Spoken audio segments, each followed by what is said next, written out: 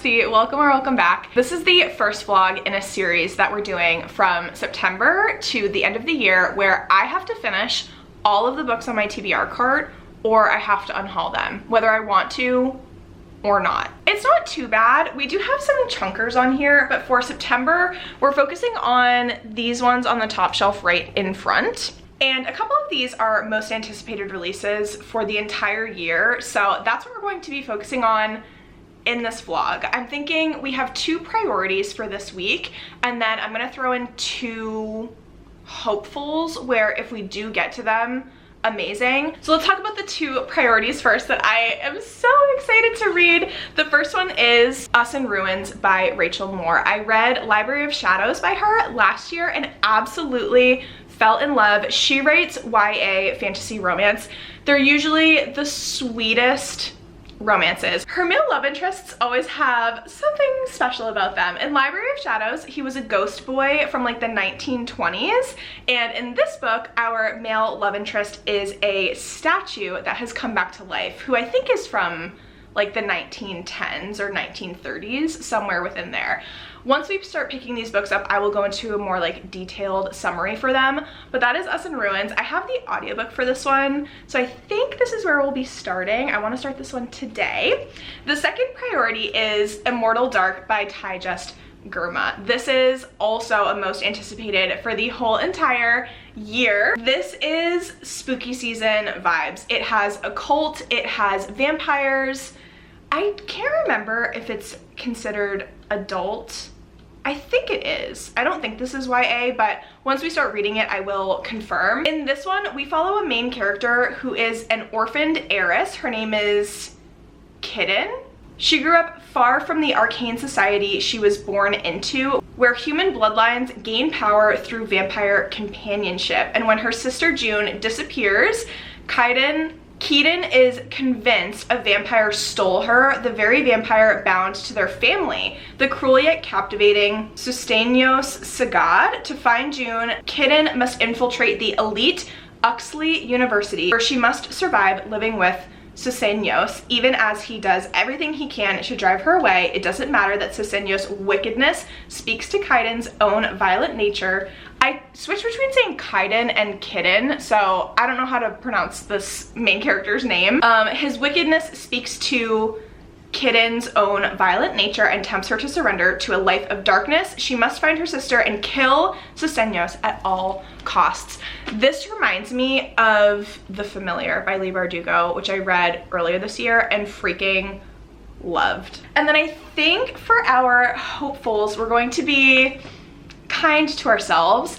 Is it setting us up for having some massive chunky books later this month? We're not going to talk about it. I think the hopefuls for this vlog, The Last Tale of the Flower Bride by Roshani Chokshi. This is a reread for me. I read it on audio the first time last year. Absolutely loved it. Said that I wanted to get a physical copy to read it physically because the writing style is so gorgeous and beautiful. I want to annotate it. So I think this one should be a quick one because it's a reread. And then the other hopeful for this vlog is the final book in the Chestnut Spring series. I have been obsessed. Like, I can't stop myself from obsessing over the series. I'm not typically a binge reader of series. I have been marathoning these books. Literally could not stop myself from thinking about them. So this is the final book. We follow Bo Eaton, who is the town prince, a handsome military hero with a tortured past. He's giving sad boy. I love a sad boy. He's also giving a misunderstood boy. This is our little TBR book stack. Like I said, I think we're going to start with Us in Ruins. I have to work today, so I'm gonna start listening to this audiobook.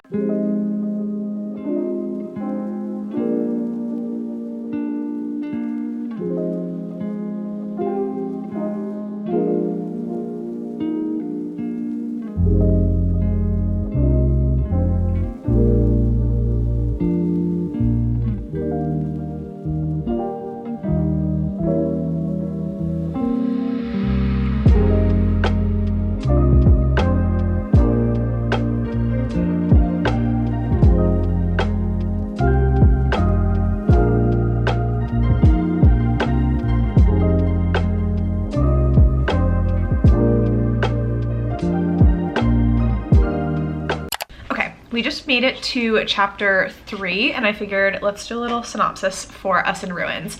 We follow our main character, Margot.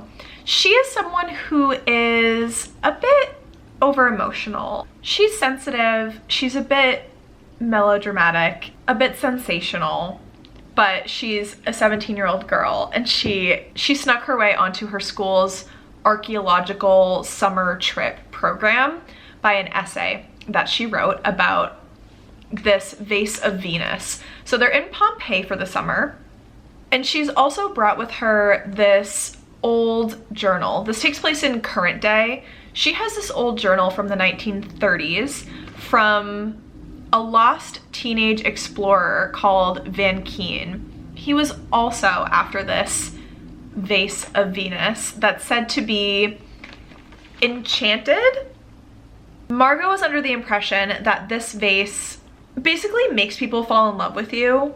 It just makes people enamored to be in your presence. The summary on the cover says, Margot finds herself falling in love with the boy who wrote the journal a century ago, and she's shocked when her search leads her to a statue that looks exactly like Van, and then the statue comes to life. Catapulted into the present, Van is nothing like the wordsmith Margot imagined. He's sharp edges, intent on retrieving the relic for the wrong reasons, but it takes two to survive Venus's death-defying challenges, and together Margot and Van must excavate the treasure and their buried pasts before the story ends in ruins. The writing style is quite quippy.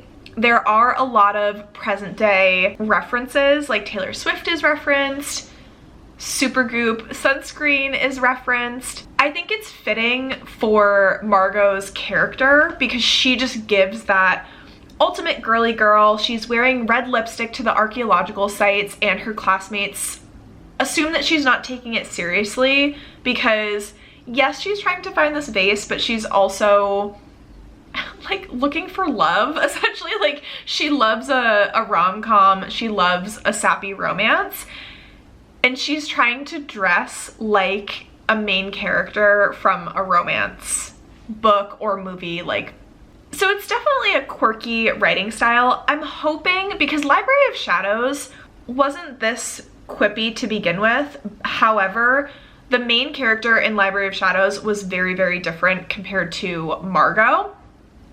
I do hope that we get some emotional depth, and we're starting to get some backstory about Margot and her family situation that is difficult to deal with, for sure. Her parents are separated or divorced, and she's someone who feels like her dad doesn't love her, her parents don't really love her or care about her, and so that is her motivation to finding this vase, not just to live her ultimate like archaeological romance love story. I'm about to make lunch. I'm going to make lemon ricotta arugula pasta. I'm really excited for this recipe, and I'm going to continue listening to Us in Ruins on audio.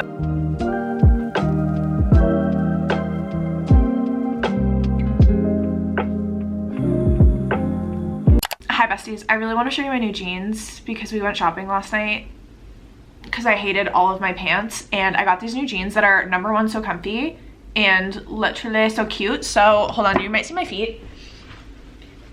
Look how cute they are. They're like the loose ones, and I actually am obsessed with them. Anyways, let's get to reading updates because I am about halfway, a little bit less than halfway through Us in Ruins. This, I wish that I had been reading it in the summer because this book is giving Lizzie McGuire movie vibes, except instead of becoming a singer, she wanted to become an archaeologist. They are riding around on little Vespa scooters. They are running around Pompeii. Actually, yeah, they're in Pompeii instead of, no, they do actually go to Rome. They start in Pompeii, but they travel a little bit around Italy, and it's so silly goofy in the same way. Like, think of the Lizzie McGuire movie and the tone and the mood of that. That's exactly what it's giving. I would say that this reads on the younger side of YA. Like, these characters are supposed to be 17 years old and they read like they're 14, 13, 14, running around the city. I wish that it was aged up a little bit because I felt like Library of Shadows didn't read as young as this is reading, because Library of Shadows also dealt with, it had a lot more emotional depth to it at certain points, so we'll see if that continues. There was some setup for some emotional depth with our main character Margot, but it's leaned more heavily on silly, goofy, fun romance than it has like her more serious topics. I don't know fully how I'm feeling about it so far. I think it's been really fun to listen to. I have just been picturing Lizzie McGuire in my head with this one. That's why I wanted to do like a big update when I've read like 40%, because the whole time I've just been like vibing without a lot of like analytical thoughts. The only thing is I really, really wish that this had been released in the summer, because reading this in June or July, May, June or July, it would have been perfection. And I'll update with final thoughts. I probably won't do like another midway through check-in. Let's just finish her and we'll talk about it.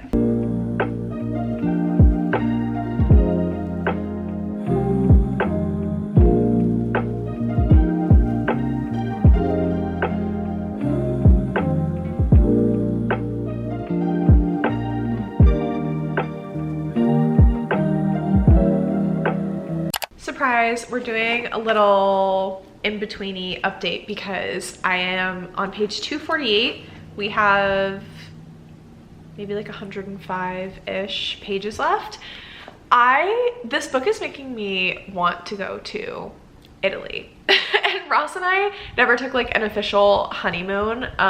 We're hoping to do a trip for like our 1-year anniversary, and we were planning on going to Italy. So this is just I'm terrified though. I've never gone to Europe. I've been out of the country before, like to the south, but never been to Europe. This is just making me want to frolic around Italy and like rent a Vespa and go to all of these historical sites. Like, I truly think that the setting and the playfulness between these two and the adventures that they're going on is so fun. Van does not warm up to her quickly. I don't even think he's warmed up to her now. Like, he really has trust issues and we're learning why. The fact that he was like a teenage archaeologist adventurer throws me a little bit.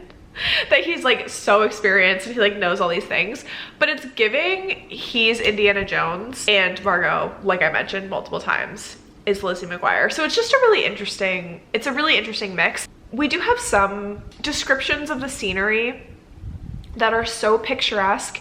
I almost want more of it. Like, I feel like this atmosphere and this setting would have lent really well to being a little bit more like overly descriptive, really, really getting the reader into the scene.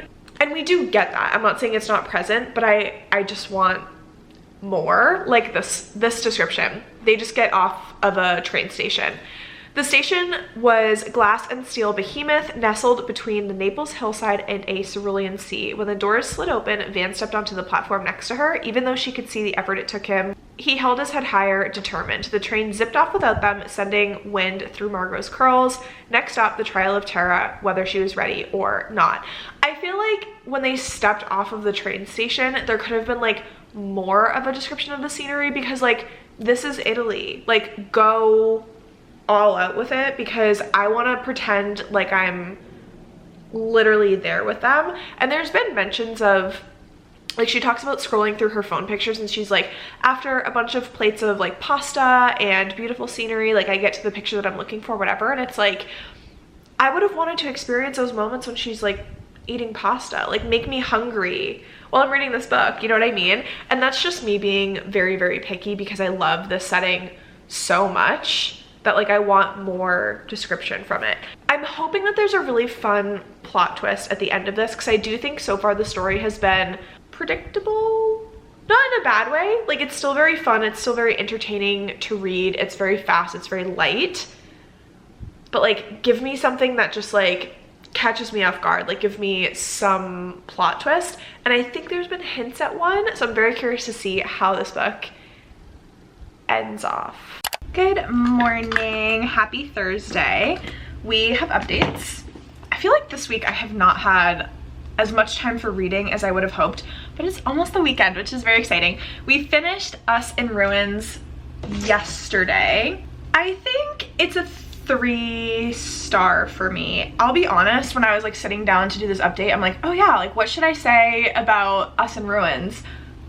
I feel like we've pretty much covered everything. I don't really have any additional thoughts outside of like what I've already said. I think it's a super quick, fun read. I also read her author's note. I read Rachel Moore's author's note. Are y'all author's note people? I love reading an author's note. I'm like, tell me the tea, like tell me the thought process. I love when it's, I mean, I know that that's where they do their acknowledgements and they thank like their whole team and their families and their friends and their readers and stuff like that. But I also really love when they give us insight into what they were going for with the book and like give us a little bit more about their writing process. And so Rachel Moore said she wanted this to be a fun iteration of like The Mummy. And I can absolutely see that. She said that she wanted to thank Brendan Fraser, and I was like, that's so funny. We love him. We love Brendan. It makes me want to rewatch The Mummy, even though I've seen it literally a million bajillion times. I freaking love those movies. And I can see it. I think for me, it definitely was more Lizzie McGuire movie than The Mummy because, again, it just read super, super young that I was thinking, oh, this is brought to you by Disney Channel. The end didn't have the twist that I was hoping for, but it's just a super sweet, like happily ever after type moment. I think my brain is so fall coded at this moment in time. I just want to be reading like gothic, spooky, dark academia books that it just didn't hit the mood reader in me, if that makes sense. So with that one done, we still have 3 books that we want to get through on this TBR. So I think I still want to stick to starting, wow, that was like an interesting sentence. I would like to go with The Immortal Dark next. I want to stick to that plan because that is our Who Did This To You book club pick, and I haven't started it yet, so I'm so excited to catch up with everybody's little chit chats in Fable and see what everyone's been thinking. I have been avoiding reviews for this book like the plague because it feels like everybody has been reading it lately, and I believe I read the synopsis. This was the only book that I did read the summary for at the beginning of the vlog. So we have vampire, we have dark academia. When I read the full summary on the inside of the cover with y'all, it really reminds me of The Familiar by Leigh Bardugo, which I really loved, but I am a Leigh Bardugo stan. Like, I'm obsessed with her adult fantasy books, so I'm really excited.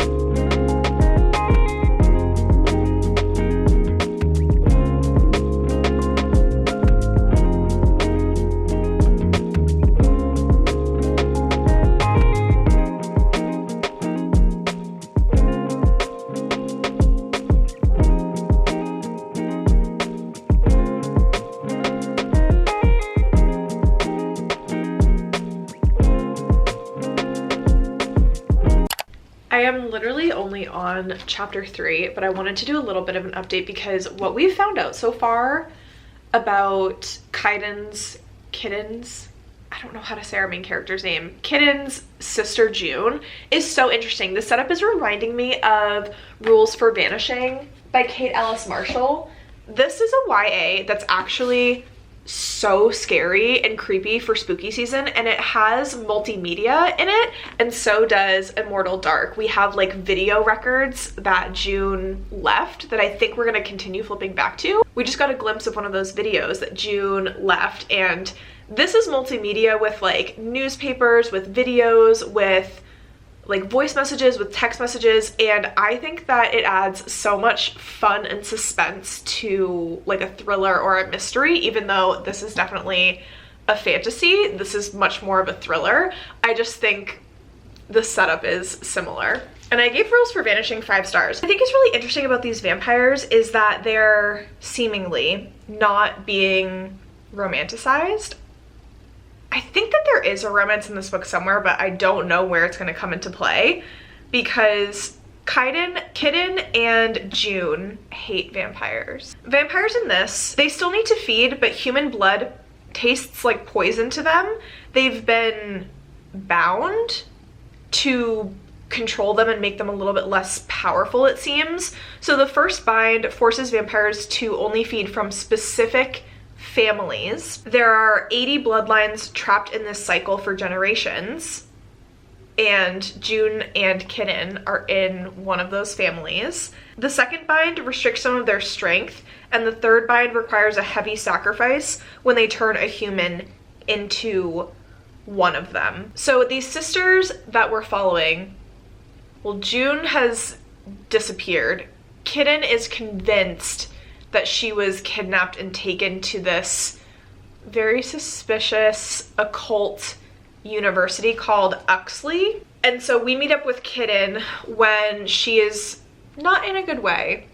And she's desperately trying to find a way to find this university and try to rescue her sister. And also like confirm that her sister is there because her sister has been missing for what sounds like years. It's me, I'm back. I'm on chapter 6. Listen to this description. I'm really enjoying the writing style, and I promise that after this, I will actually read like a lot more and give an update after, but listen to this description. Located near a town struggling to keep trees from swallowing it whole, Uxley University was an immovable stretch of old stone. Silent as a monastery during prayer, the campus towers caught the sun's first light glowing against the muted fog. They resemble ancient candles held in the arms of a large entity who woke each day to repent for the sins of its residents. I'm sorry, this goes so hard. I love a writing style like this. It's not overly descriptive. It's definitely not like difficult to read. It's easy to follow along with what's happening, but there are paragraphs that just set the scene. You know what I mean? Like they set the tone for where we are, what's happening, and then it starts to get into the characters and what they're doing. But I love feeling grounded in a scene. Also, these chapters are so short that it's nice if we're switching settings to get that little paragraph of like, okay, this is where we're at now.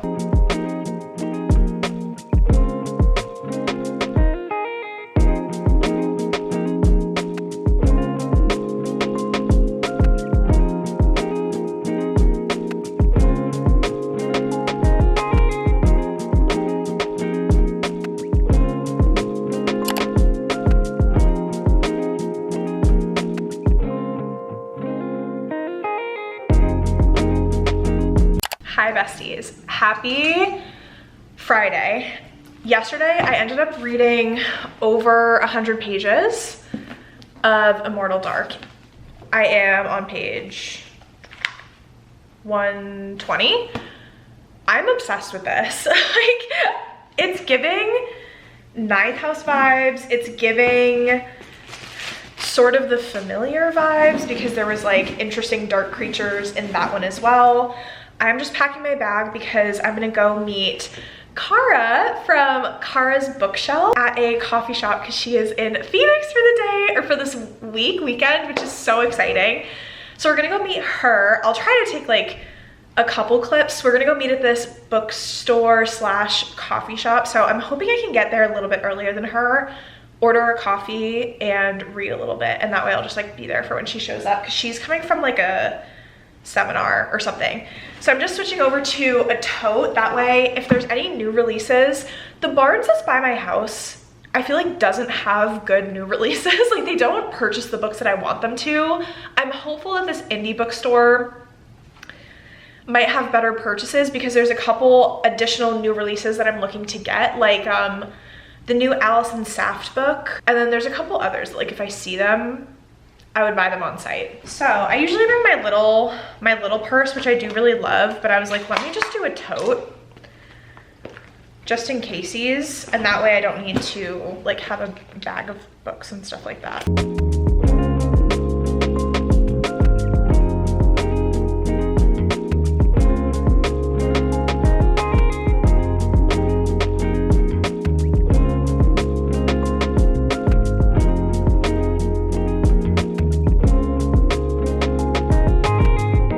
Hello friends, long time no catch up. We met up with Kara. I forgot to take any footage of her and I together. However, I did take pictures, which I posted on my Instagram, but I'll have a little picture of us. It was so fun. It was so fun. We drank matcha, we chit-chatted, we walked around, looked at books. Of course, we bought books because we're supporting an indie bookstore, and I was looking for some new releases that I've been like dying to get to for September because there's literally just so many September books coming out. So I did find one of them, A Dark and Drowning Tide by Alison Saft. This cover, this lighting is really bad, there you go, is so perfect and stunning. It's a sapphic. It's sapphic, I think it's supposed to be gothic as well. It's like folkloric. It's amazing. I've talked about it in my fall anticipated releases video. I cannot wait for this one.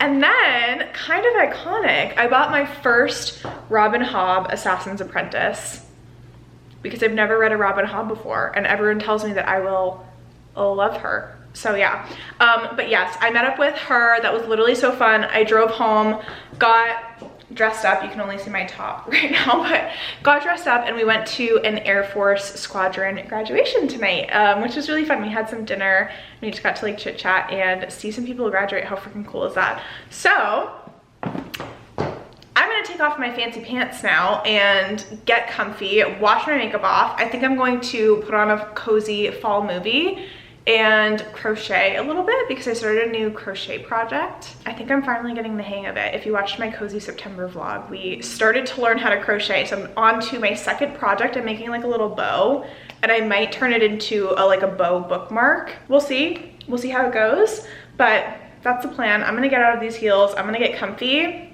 and then tomorrow the plan is to have just like a full-on reading day. Like today truly escaped me as one of my days off. We streamed in the morning, had a fun little coffee bookish girly date, had some evening plans. So tomorrow I honestly just want to be comfy and read right there all day.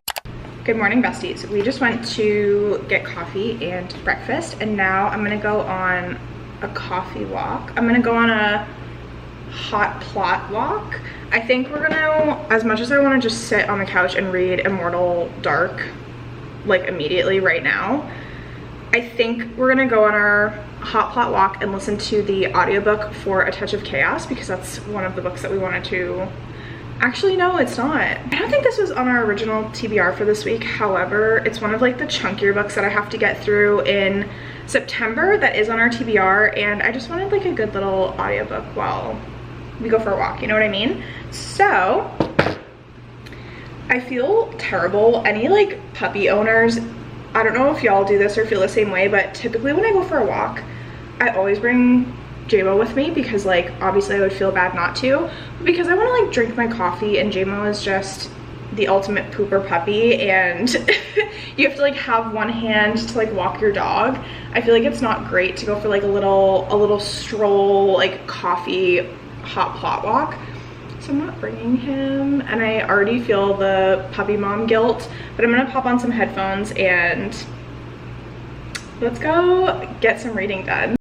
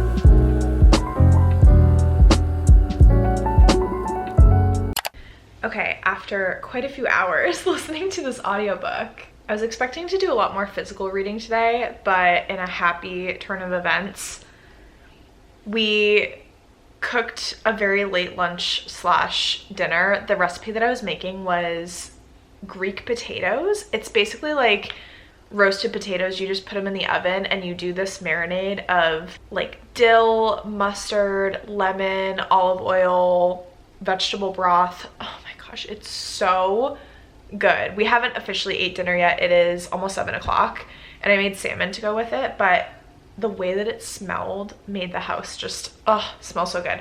And I was listening to this audiobook. Obviously we went for a walk earlier today. We ended up walking for about an hour, so like a little less than 3 miles, and it was such a beautiful day. Like, no complaints from me. Such a fantastic day today.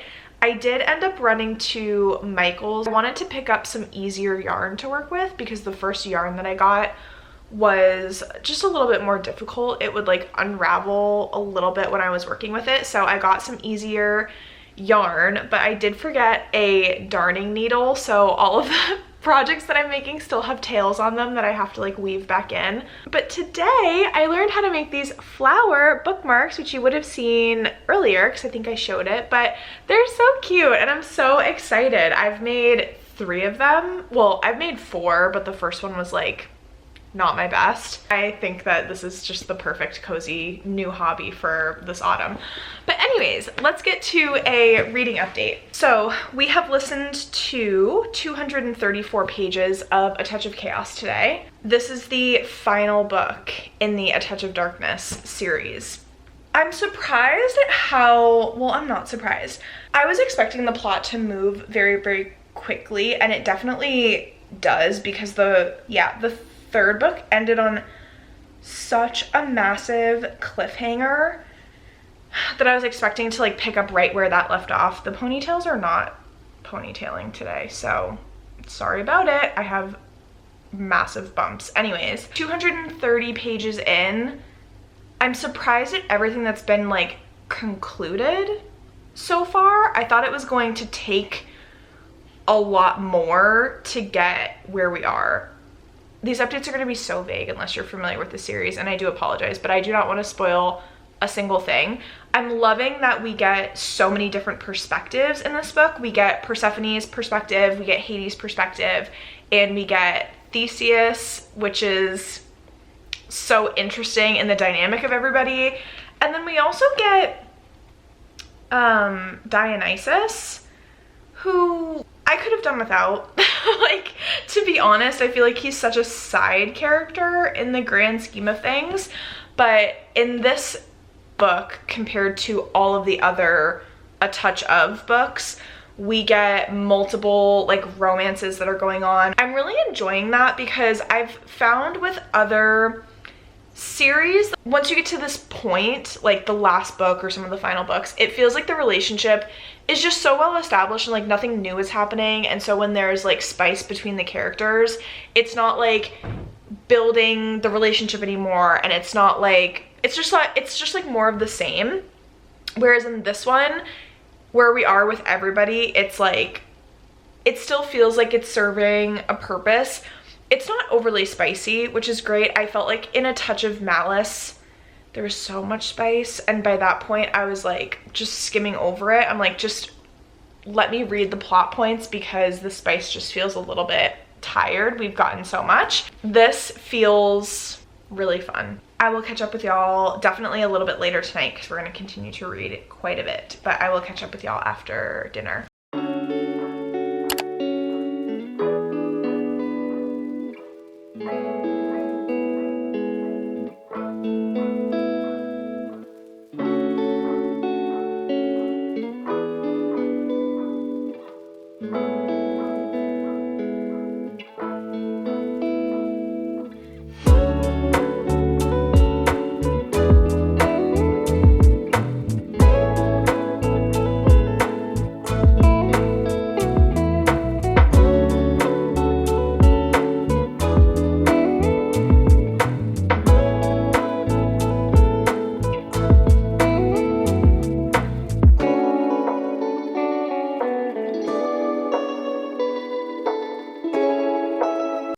We have made it almost to the halfway point. I'm at page 202 and there's like 415 pages in here about. I am still loving this, like nothing has changed. I need to look up if this is a series because there's so many things happening in this book that I'm like, it couldn't just be a standalone. Actually, I'm gonna look that up right now. I can see how people wouldn't enjoy Kitten's character. She is extremely unlikable, but that's the point. She is a very hurt person who is in a lot of pain, almost similar to a Nesta in A Court of Silver Flames. A lot of Kitten's family history is extremely dark. A lot of her family is dead and wrongfully died. She's upset, she's lonely, she's angry, she's fueled by rage and grief and sadness, and like that is the point. The vampires are so interesting, and like I forget if I mentioned this before, but there are these houses on Uxley University and the houses are connected to their heirs. So there's almost like a sentience to the house, and you can go into different areas of the house and you just get overwhelmed by different types of emotions. And it varies for different people. So for Kitten, when she goes into the hallway, she just feels the most overwhelming sense of sadness and grief to the point where she just like drops to the floor and can't do anything else. Her room, she feels a lot of like relief, like everything just kind of like lifts right off of her. In the kitchen, she feels a lot of longing. It's fascinating. And there's so much going on that I do feel like it's not overwhelming. It's not too much, but I'm just curious in all of the different elements that were being presented, and I feel like we haven't had enough of a chance to spend substantial amounts of time doing one specific thing because there are so many elements to this plot story. I do think that I wouldn't change a thing, but I do feel like it is reading a little bit more slowly because so much is happening and we're only getting little bits of everything, and it keeps like alternating between updating the different plot lines. I would like it to be a little more focused. I like it because it keeps the pace very fast. You move through scenes very quickly, but I'm just at the halfway point. It doesn't feel like we're halfway through the story, if that makes sense. Like we're not at the halfway point with the plot. It still feels like there's a lot of rising action around a lot of different things, and I am hopeful that the second half will really start to speed up a lot more and we get answers to the 20 questions that we have going on in this moment in time. It's very well written and I really enjoy the characters as well. Oh my gosh, it's gonna be a trilogy. I just looked it up on Goodreads. I am making an assumption that the end of this book is going to be an absolutely massive cliffhanger. This is a book where I hope that the publication order is quite quick because so much happens in this book that I feel if I went a long time without getting to the next one in the series, I would have a lot of recap to do, or like I would just have to do a reread. Last night I meant to read a lot more of this and I ended up just focusing on A Touch of Chaos because that has also been so much fun to read. Actually, I have a couple updates for that as well because we've read quite a bit more. So I only have a little less than 3 hours left in the book. We're at 66%. This book, compared to the rest in the series, for me, compared to the rest of the A Touch Of series, is quite a bit darker. And again, as someone who didn't read a lot of the Game Of series, I think I read the first book of the Game Of series with Hades' POV. This is pitched as like a dark fantasy romance, but Hades and Persephone's love story, it's not that dark. I wouldn't really describe it like that. If there is a spectrum of dark romances, this is very much on the not very dark end of that spectrum. However, in A Touch of Chaos, some of the additional POVs that we get like a villain POV, and he is very dark. Also, you do get some spicy scenes with that person, and those are definitely dark, kind of like questionable consent. There are a lot of content warnings that Scarlett St. Clair includes for A Touch of Chaos that I don't think were even present in the rest of the A Touch of books. So definitely look out there. She was very specific as well with, in this chapter this shows up, in this chapter this shows up. And it just, to be quite honest, I don't know if it was entirely necessary to include like spicy scenes with the villain, because they're almost there to make you hate that person even more. And so it almost feels like, not almost, it feels uncomfortable. It feels uncomfortable like listening to that and reading that. I don't think she needed to go as far as she did, especially because the contrast with the rest of the series, I think she almost did it in this book for like shock value of like, this is the final book, so everything has to be super, super intense and super crazy. But there's enough going on with the plot that it could have been, and there's enough spice elsewhere that serves like the normal intention for spice, where it's like we get to see our characters that are in a falling for each other in different stages of relationships. Like that space is fun to read about. The villain space is not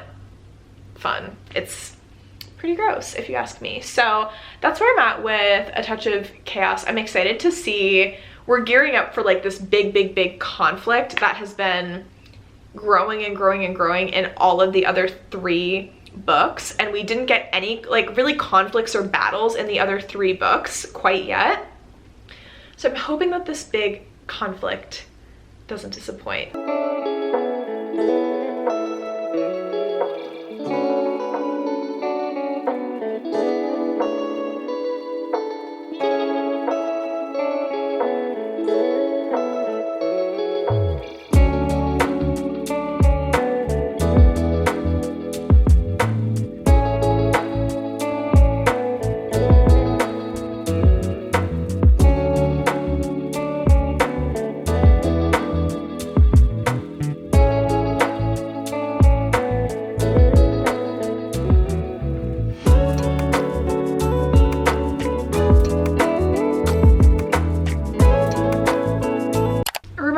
I said that we were going to focus on Immortal Dark after I logged off of work, and we're going to try to finish it. To be fair, we did say we want to finish both books. I just finished listening to A Touch of Chaos because after work I really just wanted to crochet a little bit more. I have been obsessed with making those flower bookmarks, but last night after I read, I just went on a massive like TikTok and Pinterest binge of additional like patterns that looked kind of easy that I wanted to try. So I did make another flower bookmark after work, and then I just learned how to make this little heart, which is so just freaking adorable. So I might make some heart bookmarks as well. This I just tied off at the top because the pattern like ends at the top of the heart, and I was like, whatever, this is so cute, and it's my first one, so we'll put it up there. The next thing that I want to learn how to do is little like coasters. I found this really cute pattern for coasters, so I cannot be stopped, and I need all of my books in audio format so that I can just be a crocheting machine. Anyways, A Touch of Chaos. I think I'm gonna give it 3 stars. It was very entertaining. I will stick by what I have said for the longest time when I started rereading these books. A Touch of Darkness was one of the series that like got me back into reading in 2020. And it's such a fun, like if you are looking for an introductory series into fantasy romance, if you like reading about Greek gods and you want it to be a little bit silly goofy and you want it to be spicy, I think they're great. I don't think it was like a 4-star. It definitely wasn't a 5-star, because a 3-star for me is like good, not great. Like there were a lot of super entertaining moments after so many books with these characters. You just get to like spend more time with them. And even though this last book was much more serious, and I mentioned like content warnings for essay, content warnings for just one of the grossest villains ever who disrespects women, but I thought there was a good balance between like a lot of darkness in the plot and a lot of lighthearted, like funny moments between the characters. Just know going into the series that every time Persephone and Hades have any type of emotion, they want to go off together and have some fun. I think we started that book yesterday, did we not? and that book was close to 600 pages. We finished her. So that just tells you how much crocheting I've been up to in the last like 2 days.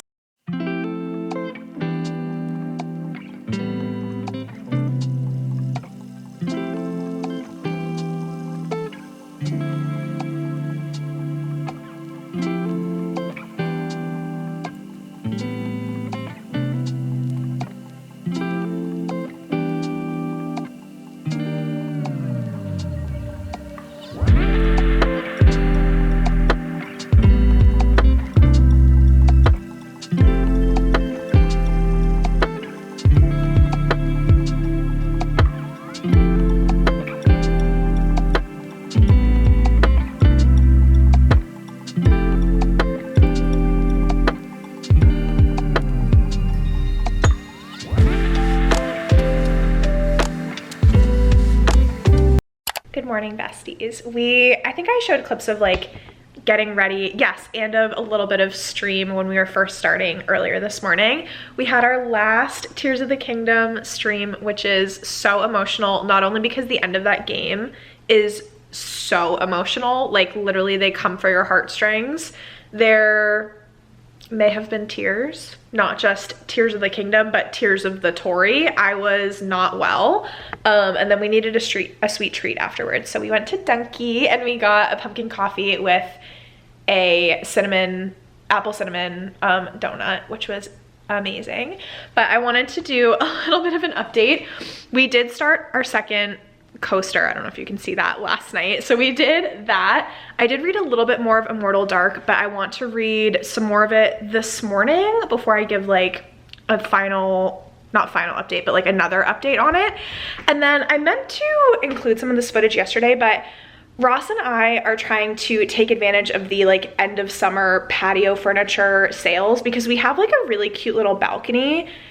And we haven't used it too much. I mean, we have our pizza oven out there, but we basically have this little 2-seater table. I'm gonna show you in a second so you can see what I'm talking about. But before we got like its own table, our pizza oven was on our little dining set table. And so we couldn't use it for too much other than just like cooking pizza.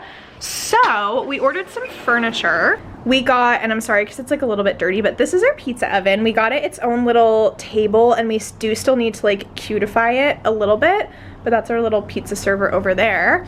Then this is our little table, which I'm so excited to have coffee and stuff outside in the morning.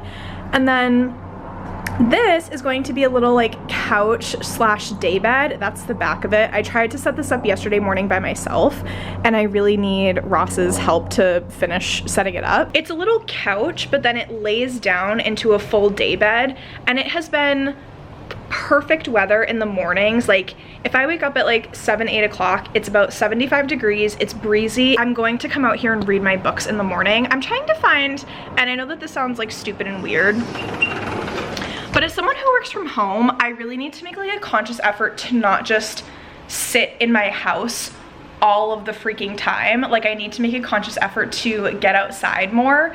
And I feel like a big loser saying that, to be quite honest. Besides leaving my house to go spend money on things, like going outside is expensive, that sometimes I'm like, I need to not spend money today leaving my house, like going to get a little coffee or a sweet treat or something. So having that patio space to actually like have functionality out of it and having like a cute little reading space out there, I think will be so much freaking fun, so freaking cute. I'm so excited that the weather is just getting better and better to like be outside, because it gets so hot in Arizona in the summer that it's a little unbearable, and now we're starting to come out of that, which is so exciting. Yes, I have my book. I'm about to try to read a little bit more. We have our pumpkin cold brew. Let's get some reading done.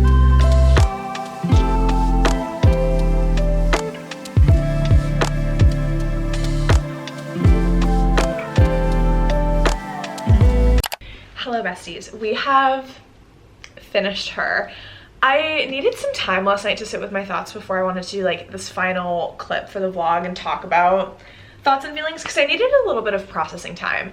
I have so many positives for this book. It was almost a 5-star for me, so I ended up giving it 4 stars. I loved the writing style, it's so beautiful and atmospheric. It's a very quotable writing style. However, it's not difficult to understand. Like sometimes when you say it's lyrical, it's beautiful, it's so wonderful to read about, sometimes that can mean it's hard to get into the story. You fall right into the story. It's not difficult to read, but it will blow you away with how beautiful the writing is. I loved the characters. I'm here for a not super likable main character. I'm here for morally gray. I'm here for almost like misunderstood, because they're dealing with a lot of very difficult and nuanced feelings.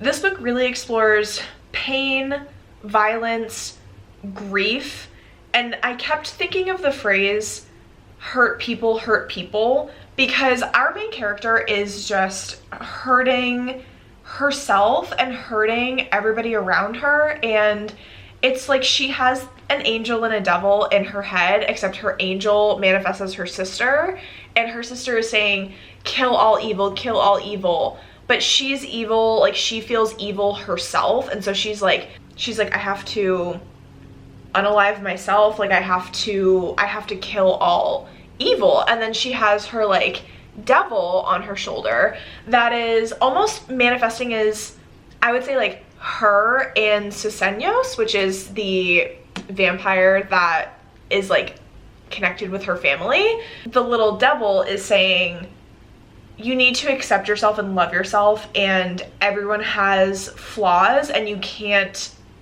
just designate someone who is a flawed being as being evil and then say that the world needs to be rid of evil. Like there's more nuance than just that. And so like that was a very interesting theme to explore. It gets expanded upon, but what I find interesting, like at the end of this book, we don't have a character arc where she's going from a character that's just super in pain, super in her grief, difficult to see anything beyond what she's feeling inside.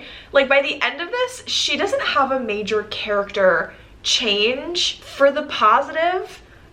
It's more like we just devolve into madness because she's around now at Uxley University like-minded people such as herself. She becomes more accepting of herself, but she is a very like violent, brutal person, and so she's surrounded by more violent, brutal people, and not just people, but you throw vampires into the mix. And so I would describe this book as like just like violent, brutal, messy, dark. I think it's a fantastic book for spooky season, especially like October. I feel like October is when I really get into a lot of my very dark reads, and I feel like this is an October book. September is for the more like lighthearted, silly, goofy, like spooky hee hee ha ha books. This was not that, but I'm so happy to have read it.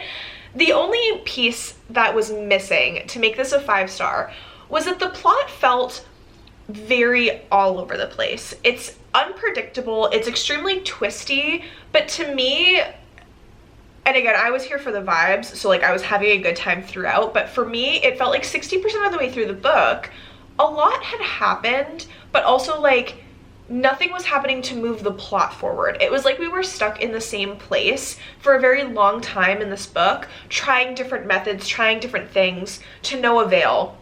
And that was frustrating as the reader, because I started to think back and I'm like, we're no farther than we were when we first arrived at this university. Like, can we do something to like drive the plot forward, get some answers to the plethora of questions that we get introduced to at the beginning of this book? But the other element to the story that I thought was so unique and so wonderful was her take on vampires. Not only how they interact with these humans, and they have this, well, in Uxley University, they have this like symbiotic relationship where it just works.